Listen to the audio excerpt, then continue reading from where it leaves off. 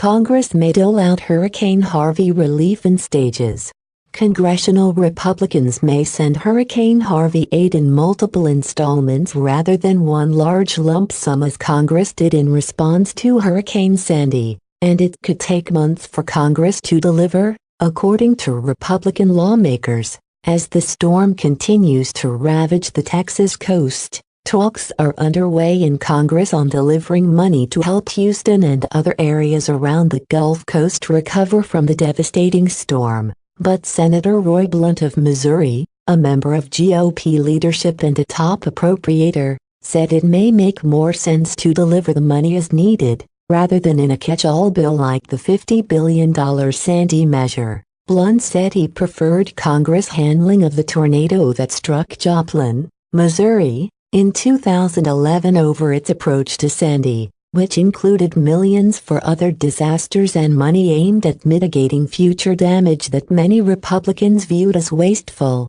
Blunt was among the 36 Senate Republicans who opposed the Sandy bill, including both Texas GOP senators, John Cornyn and Ted Cruz. A majority of House Republicans also opposed the bill. My view has always been that multiple bills are fine, but you're better off to pass multiple bills knowing what the costs are, rather than some number that no one can really justify. Years later, we are still trying to figure out how to spend all this Sandy money, Blunt told reporters in the Capitol on Tuesday. With the Joplin tornado, I think we had 4 different bills over a period of time as we knew what the costs were. That would be my preference, of course. The recovery needed for Joplin was significantly dwarfed by the relief required for the East Coast. It will take weeks for officials to tally the damage from Harvey, and it could take longer still for Congress to consider a disaster relief bill,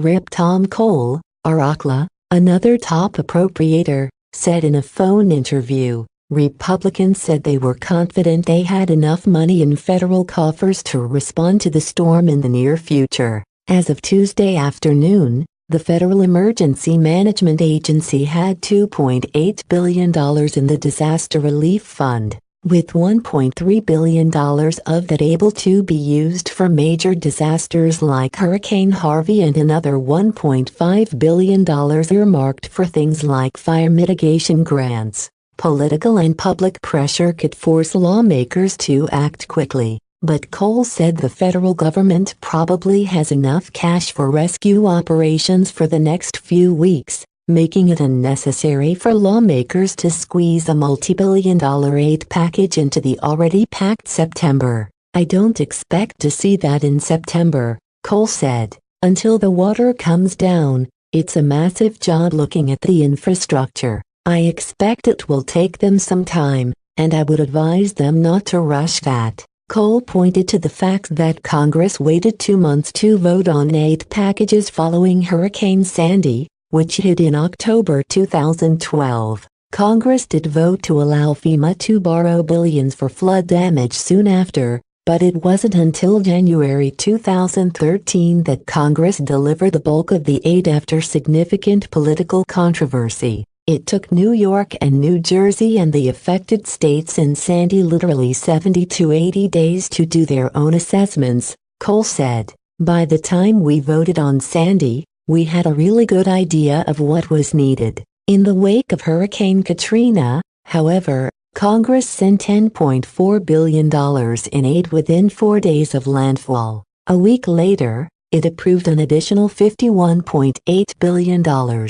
Rep. Sheila Jackson Lee, whose Texas district covers Houston, called Tuesday for Congress to approve as much as $150 billion in aid for Harvey, even more than the $120 billion that went to states impacted by Hurricane Katrina in 2005. House Appropriations Chairman Rodney Frelinghuysen of New Jersey said his committee will take quick action once an official request for money is made by the Trump administration. His Senate counterpart, Thad Cochran of Mississippi, is prepared to respond to any requests for supplemental appropriations for Hurricane Harvey response and recovery, a spokesman said. If Congress chooses to act quickly, There are several opportunities for Congress to delive our Harvey money in September by attaching it to other must-pass legislation rather than devising a new standalone emergency spending bill.